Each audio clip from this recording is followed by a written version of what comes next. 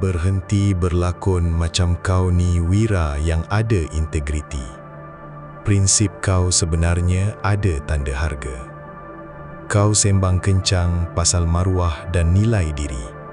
Tapi bila ada jalan pintas untuk dapat duit atau peluang untuk nampak cool depan orang, kau terus lipat pendirian kau. Kau bukan berprinsip. Kau cuma tengah tunggu tawaran yang cukup tinggi. Ni mekanisme opportunistic moral elasticity.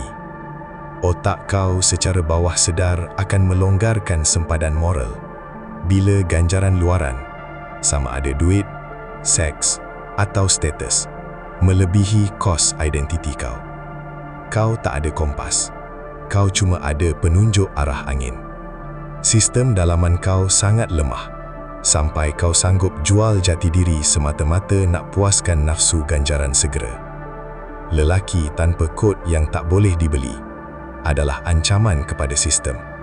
Tapi kau cuma komoditi murah. Cuba kau ingat balik. Bila kali terakhir kau cakap tak pada sesuatu yang sangat menguntungkan sebab benda tu langgar prinsip kau? Kalau kau tak pernah buat, maksudnya kau tak ada prinsip. Kau cuma ada harga jualan. Integriti bukan benda yang kau sebut, tapi benda yang kau buat bila ganjaran ada depan mata. Nak terus jadi barang lelong atau nak bina sistem yang tak boleh dibeli?